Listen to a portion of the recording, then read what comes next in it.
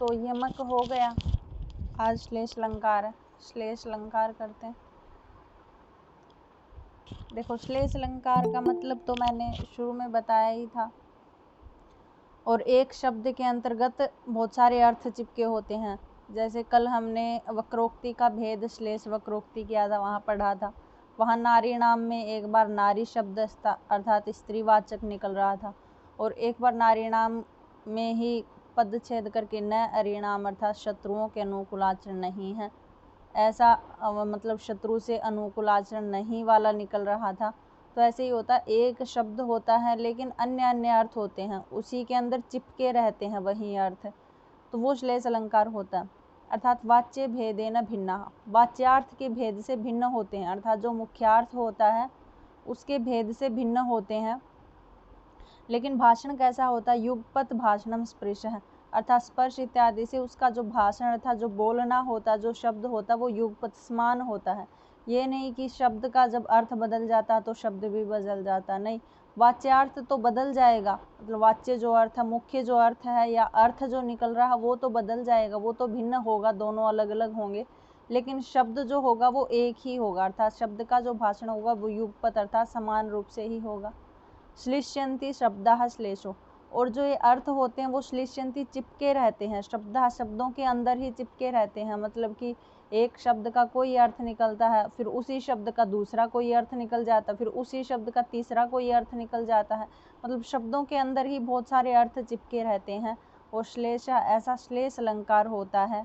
सो असौ अक्षरादि भी अष्टधा, यह अक्षरादि की गणना से 8 प्रकार का कहा जाता है, अर्थात अर्थ का भेद होने से, समान आकार होने से, एक साथ उच्चारण के कारण जब मिल जाते हैं वह श्लेष अलंकार कहलाता है। और वह अक्षर आदि के भेद से 8 प्रकार का होता है। कहीं वर्ण श्लेष होता है, मतलब केवल मात्र एक ही वर्ण में, जैसे कई बार विभक्तियां हो जाती हैं, एक ही वर्ण में अलग अलग, अगर उस वर्ण को, जैसे का वर्ण है, का को का बोलेंगे तो अलग अर्थ निकल जाएगा, अगर के हो जाएगा उसी जगह पे तो अलग अर्थ निकल जाएगा। कहीं कहीं पूरे पद में हो जाता है, कहीं लिंग में, कहीं भाषा में श्लेष अलंकार मिल जाता है, कहीं प्रकृति में, कहीं प्रत्यय में, कहीं विभक्ति में और कहीं वचन में। ये 8 प्रकार से श्लेष अलंकार के भेद होते हैं। श्लेष अलंकार का उदाहरण क्या है? तो कह रहे हैं पृथुकार्त स्वर पात्रम भूषित निशेष परिजनम देव विलसत करेणु गहनम संप्रति सम आवयवो सदनम।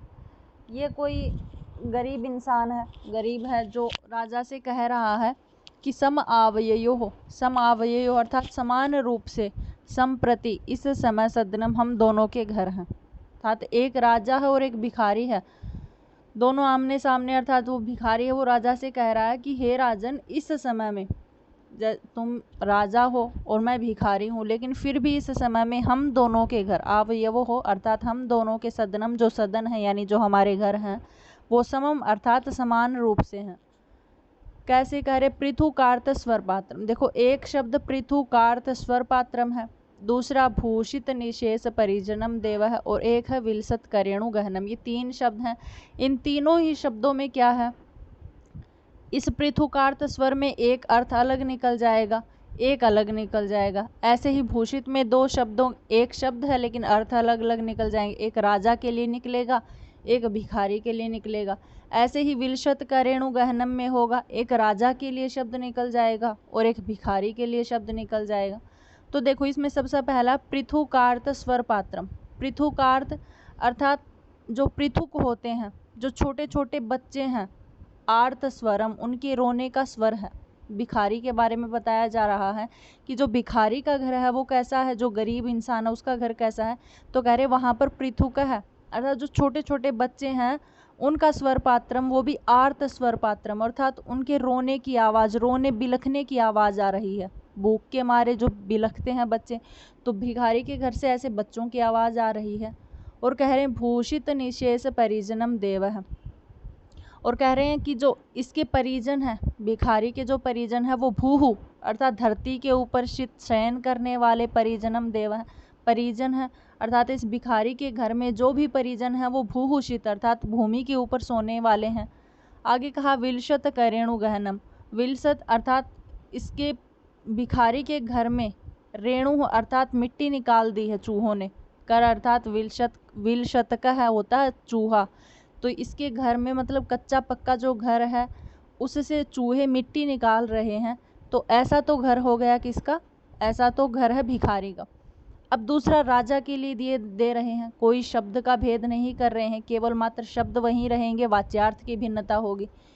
तो भिखारी का अर्थ निकाल दिया कि भिखारी का जो घर है उसमें बच्चों के रोने बिलखने की आवाज़ आ रही है, उसके जो परिजन है वो भूमि के ऊपर शयन करने वाले हैं, और उसके घर में विलशतकः अर्थात जो चूहे हैं वो रेणु गहनम अत्यधिक मिट्टी को निकाल करके उसके घर में मतलब एक प्रकार से गड्ढे कर रखे हैं।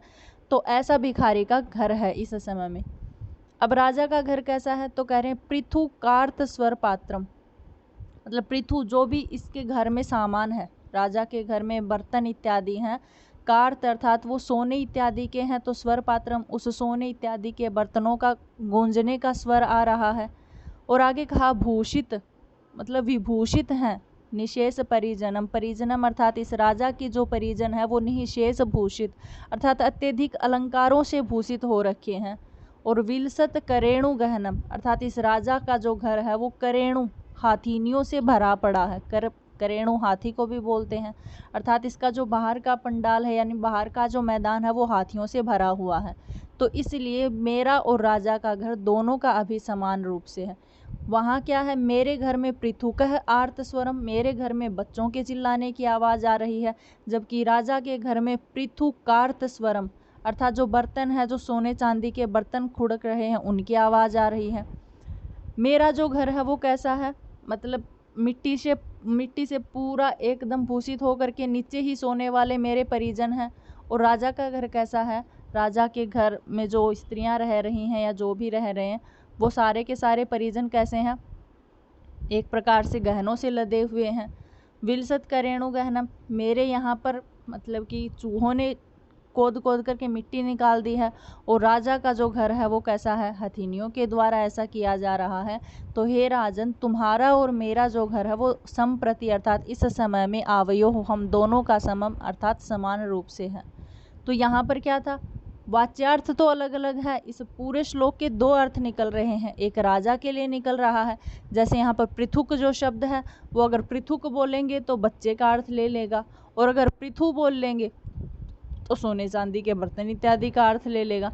यहाँ पर अगर भूषित शब्द बोल लेंगे तो भूषित का मतलब विभूषित होना इत्यादि अर्थ निकल आएगा, और अगर भूषित बोल लेंगे तो भूमि पर शयन करना इत्यादि निकल आएगा। और ऐसे ही यहाँ पर विलसत करेणु गहनम ये शब्द है विलसत करेणु, तो यहाँ पर विलसत का जो अर्थ लेंगे तो चूहे के अर्थ में आ जाएगा, और विलसत करेणु लेंगे तो वो किस अर्थ में आ जाएगा, करेणु हाथियों के अर्थ में आ जाएगा। दिया गया है कि बड़े बड़े सोने के पात्रों से युक्त है, पृथ्वी पर लौटते हुए परिजनों वाला है, अलंकृत परिजनों वाला है। तीसरा चूहे से मिट्टी से भरा पड़ा, ये ऐसा भिखारी का घर है, जबकि झूलती हुई अथीनियों वाला राजा का घर है। तो एक समान अर्थात हम दोनों के इस समय घर हैं वो दिखाई दे रहे हैं।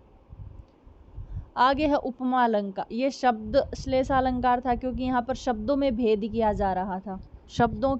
शब्दों को लेकर के, एक शब्द को लेकर के दूसरा अर्थ निकाला जा रहा था, उसी शब्द को लेकर के दूसरा अर्थ निकाला जा रहा था, तो इसलिए शब्द श्लेष अलंकार है वहाँ पर। आगे है उपमा अलंकार। उपमा अलंकार कैसा होता, तो उपमा तो आप नॉर्मल हर जगह जब हम सामान्य रूप से उपमा का तो प्रयोग भी करते हैं, और हर जगह उपमा अलंकार आपको पता ही है कि सादृश्य संबंध को दिखाने के लिए उपमा अलंकार का प्रयोग किया जाता है। तो कह रहे साधर्म्यम उपमा भेदे, साधर्म्य से भेद होने से, साधर्म्य अर्थात उपमान और उपमेय में भेद होने पर भी साधर्म्यता दिखाने वाला अर्थात समानता दिखाने वाला। जैसे कभी कभार हम कहते हैं कि चंद्रमा के समान मुख वाली चंद्रमुखी, तो चंद्रमा और मुख दोनों क्या है, दोनों में भेद है। चंद्रमा यहाँ पर उपमान है और जिसके मुख की तुलना की जा रही है वो उपमेय है। तो उपमान और उपमेय में दोनों में भेद है, लेकिन फिर भी हम कह देते हैं कि चंद्रमा के समान मुख वाला, अर्थात उपमान उपमेय दोनों में भेद होने के बाद भी साधर्म्य को दर्शाने वाला जो होता है वो क्या कहलाता है, उपमा अलंकार कहलाता है। अब कह रहे उपमा अलंकार दो प्रकार का होता है, एक पूर्णोपमा होता है और एक लुप्तोपमा होता है। देखो उपमा अलंकार को हम चार प्रकार से पहचानते हैं। उपमा अलंकार में पहली बात एक उपमान होना चाहिए, दूसरा उपमेय होना चाहिए, और तीसरा दोनों में साधर्म होना चाहिए। मतलब जैसा उपमान है, जिस प्रकार से अगर चंद्रमा की उपमा किसी सुंदरी से कर रहे हैं तो चंद्रमा का मुख भी गोल, चंद्रमा भी गोल है और सुंदरी का मुख भी गोल है, तो दोनों में गोलता होना एक प्रकार की सामान्य धर्म है, तो सामान्य धर्म होना चाहिए। और कुछ हम ऐसे पहचान करते हैं सामान्य वाचक शब्दों से, जैसे उपमा होती है तो हम ऐसा यथा बोल देते हैं कि यथा चंद्र है तथा नायिका, जिस प्रकार से चंद्र होता है वैसी नायिका, तो तथा, यथा, सा, ये सब सम अर्थात ये ऐसे शब्दों का जब प्रयोग करते हैं ये सामान्य धर्म होते हैं। तो उपमान, उपमेय, साधारण धर्म और सामान्य, इस प्रकार से चारों प्रकार से अगर उपमा परिपूर्ण है तो उसको पूर्णोपमा कहते हैं। या इनमें से कोई भी एक का लोप हो गया है, जैसे उपमान तो है लेकिन उपमेय नहीं है, या उपमेय तो है लेकिन साधारण धर्म इत्यादि नहीं है, तो एक का भी लोप हो जाना, दो का, तीन का, किसी का भी लोप हो जाना क्या कहलाता है? लुप्तोपमा अलंकार कहलाता है। पूर्णोपमा के भी दो भेद हैं, एक श्रोति भेद है और एक आर्थी है। ऐसे ही लुप्तोपमा भी श्रोति और आर्थी के भेद से दो प्रकार की होती है। और आगे कहा श्रोति वाक्यगत, समासगत और तद्धितगत होती है। ऐसे ही आर्थी क्या होती है? वाक्यगत, समासगत, तद्धितगत। ऐसे ही लुप्तोपमा होती है। लुप्तोपमा दो भेद होते हैं, श्रोति और आर्थी। इस श्रोति के भी तीन भेद हैं और आर्थी के भी तीन भेद हैं। तो इस प्रकार से जो उपमा है वो 19 प्रकार की हो जाती है। अब कह रहे पूर्णोपमा। पूर्णोपमा कैसी होती है? तो कह रहे हैं जिस पद्य में उपमान, उपमेय, साधारण धर्म और उपमावाचक चारों शब्दों का ग्रहण होता है, कि जिस पद्य में उपमान भी ठहरा हो, उपमेय भी हो, साधारण धर्म भी हो और उपमावाचक शब्द भी हो, तो ऐसी पूर्णोपमा होती है। लेकिन इनमें से एक या दो, तीन इत्यादि का लोप हो जाता है तो वो लुप्तोपमा अलंकार कहलाता है। जैसे उदाहरण दे रहे हैं कि स्वप्ने अपि स्मरेषु त्वाम विजयश्री न मुंचन्ति प्रभाव प्रभवम कांतम स्वाधीन पतिका यथा।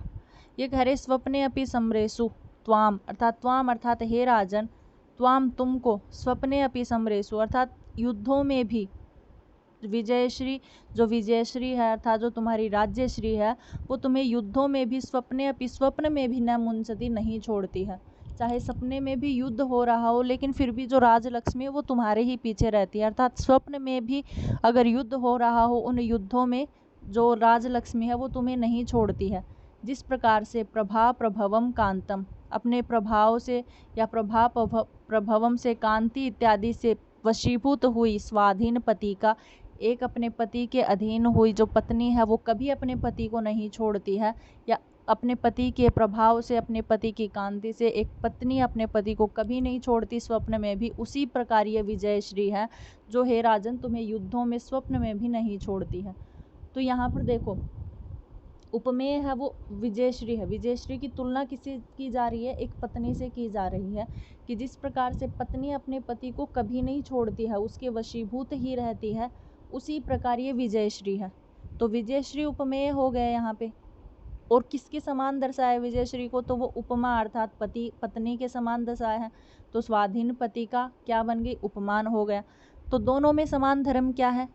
न तो राजा को विजयश्री छोड़ती है सपने में भी, और न ही राजा को ये नायिका छोड़ती है, अर्थात जो स्वाधीन पति का है, जो उसके वशीभूत पत्नी है, न वो छोड़ती है।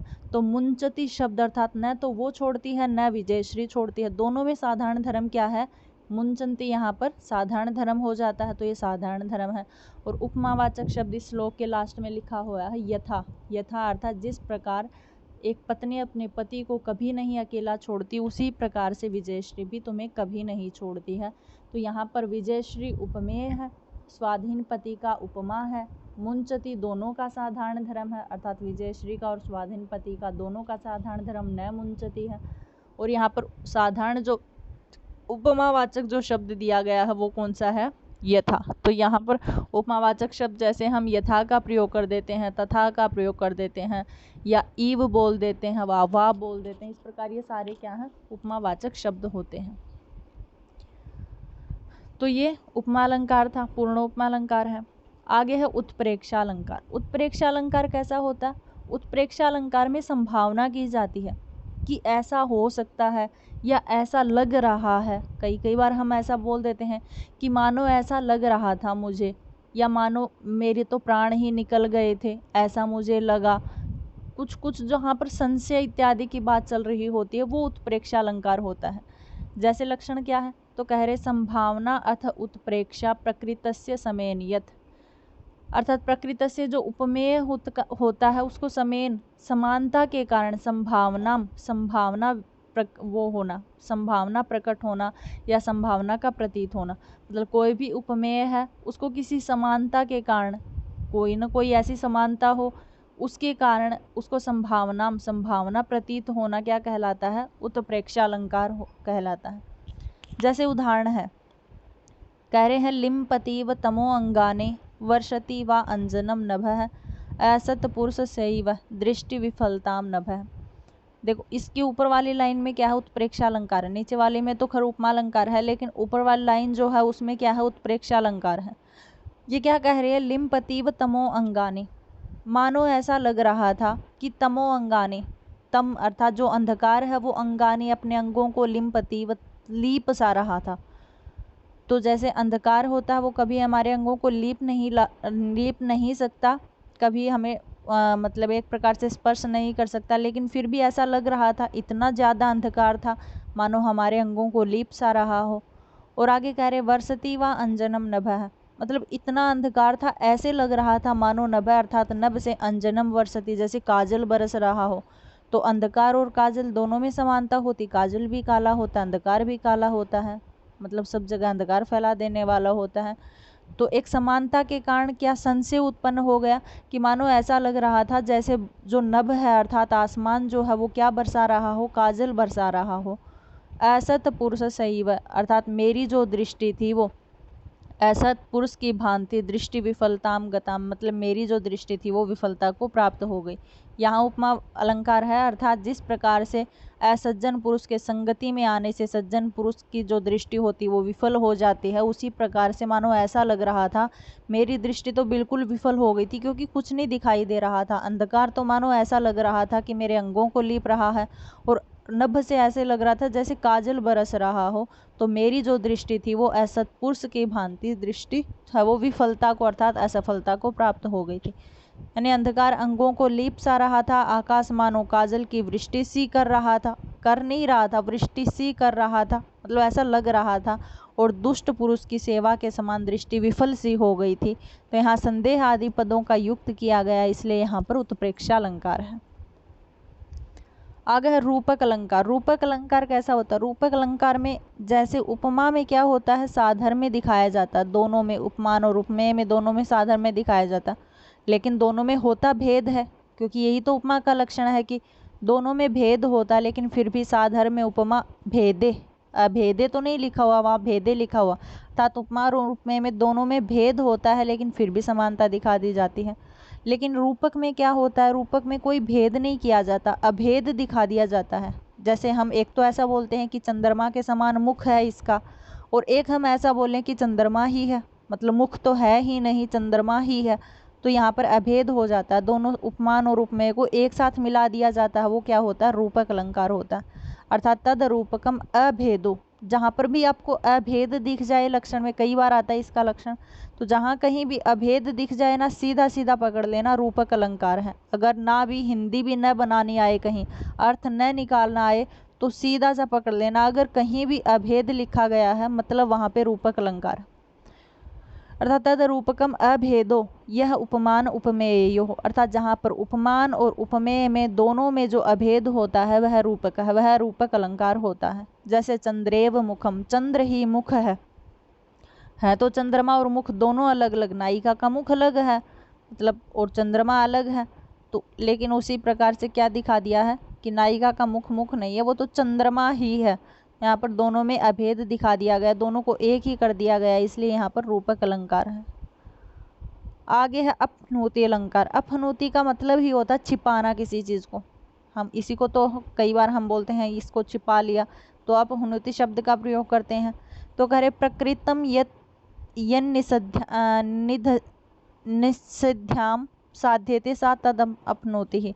ये कह रहे हैं कि अर्थात प्रकृतम जो उपमेय होता है तद निषिध्या, उसका निषेध कर दिया जाता है, और तद साध्यते व अपनोति, उसकी जगह कोई अन्य उपमान को रख दिया जाता है, मतलब जो उपमेय है उसका लोप ही कर दिया जाता है और किसी और को दिखा दिया जाता है वहाँ पर। एक सेकेंड। तो प्रकृतम का निषेध करके जो अन्य उपमान की सिद्धि की जाती है वह अपनोति अलंकार कहलाता है। ये पूरा श्लोक है, इसकी हिंदी बता देती हूँ, लेकिन यहाँ पर एक ही जगह पे अपनोति अलंकार निकल रहा है। इस पूरे श्लोक में जो शिव हैं वो पार्वती जी को समझा रहे हैं कि अर्थात हे पार्वती, यहाँ जो चंद्रमा के अंदर जो कलंक दिखाई दे रहा है ना, क्योंकि चंद्रमा के अंदर कलंक होता है, छाया का एक धब्बा सा होता है। पूर्ण चंद्रमा एक प्रकार से प्रकाशित है, लेकिन कुछ अंश उसका ऐसा है जिसमें धब्बा है, तो वो कलंकित है।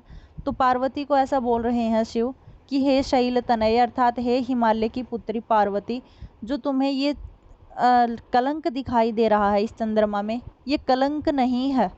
बिल्कुल सीधा निषेध कर रहे हैं कि ये कलंक नहीं है, बल्कि ये तो ऐसा लग रहा है कि कोई रात्रि रमणी है और वो चंद्रमा के वक्ष स्थल पर जा करके अपना शयन कर रही है, यानी विश्राम कर रही है। तो देखो यहाँ पर उपमेय क्या था, कलंक है, जबकि चंद्रमा में ऐसा तो नहीं है। सबको दिखाई देता है कि चंद्रमा में कलंक है, लेकिन फिर भी शिव क्या कह रहे हैं कि ये कलंक नहीं है।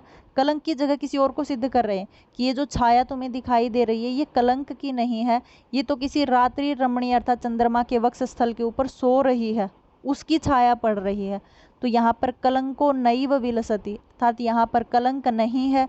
इस पूरे उपमान को, यहाँ पर उपमेय को छिपा लिया गया है, अर्थात इस उपमेय का निषेध कर दिया गया है कि ये कलंक तो है ही नहीं, इसकी जगह दूसरे को स्थापित कर दिया, अर्थात रात्रि रमणी है ये तो ऐसा क्या होता है, अर्थात जहाँ पर उपमेय का निषिध्यात निषेध करके किसी अन्य की प्रतीति दिखा दी जाती है या उसकी जगह किसी अन्य को रख दिया जाता है, किसी अन्य की सिद्धि कर दी जाती है, वो अपहनोति अलंकार कहलाता है। तो इसमें क्या है, कलंको नैव विलसति, अर्थात ये कलंक नहीं है, ये बात बोल करके उपमेय की एक प्रकार से निषेध कर दिया। तो ये कलंक नहीं है, फिर क्या है, तो बता दिया कि ये तो कोई रात्रि रमणी है जो चंद्रमा के वक्ष स्थल के ऊपर सो रही है। यहाँ पर इसकी रात्रि रमणी की सिद्धि कर दी, मतलब उपमेय को निषेध किया और रात्रि रमणी की सिद्धि यानी उपमान को सिद्ध कर दिया। वो अलंकार कौन सा होता है, तो अपहनुति अलंकार कहलाता है। ये हिंदी है, पढ़ लेना। है पार्वती, परिपूर्ण चंद्रमा के शरीर में प्रगल्भता को प्राप्त यह कलंक नहीं दिखाई देता, अर्थात कलंक नहीं है, बल्कि ऐसा प्रतीत होता है कि इसके अमृत के प्रवाह के शीतल वक्ष स्थल पर रति के परिश्रांत हुई रात्रि रमणी सो रही है। एक और कर लेते हैं, यह समासोक्ति अलंकार। समासोक्ति अलंकार कैसा होता है, तो कह रहे परोक्ति भेद कई ही श्लिष्ट ही समासोक्ति। ये कह रहे श्लेष युक्त विशेषणों के द्वारा अप्रकृत का कथन समासोक्ति अलंकार कहलाता है। देखो इसमें क्या है कि जो जैसे पद्य की 2 लाइन होती हैं, तो कह रहे हैं कि ऐसा वाक्य लिखा जाएगा कि ऊपर वाला जो पढ़ेंगे ना, ऊपर वाली जो जैसी भी लाइन हम पढ़ते हैं, तो उसी लाइन में दूसरे अर्थ चिपका रहता है, अर्थात श्लिष्ट उसी लाइन में दूसरा अर्थ भी चिपका रहेगा।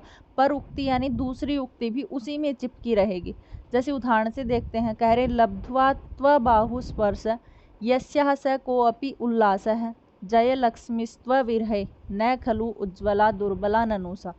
ये ऊपर की लाइन क्या कह रही है, कह रहे लब्ध्वा त्व बाहु स्पर्श, ये कोई नायक है, अर्थात राजा लगा सकते हैं, उसकी नायिका के बारे में कह रहे हैं।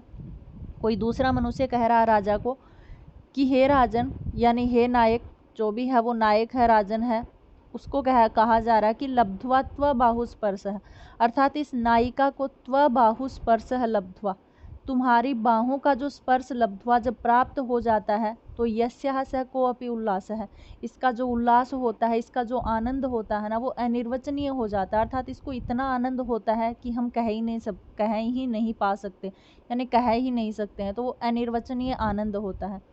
तो यही कह रहे हैं कि अर्थात तुम्हारी बाहों का स्पर्श पाते ही इस जो ये नायिका है उसको इतना आनंद प्राप्त होता है कि जिसके बारे में हम कह ही नहीं सकते। तो इसी लाइन में दूसरी बात छिपी हुई है।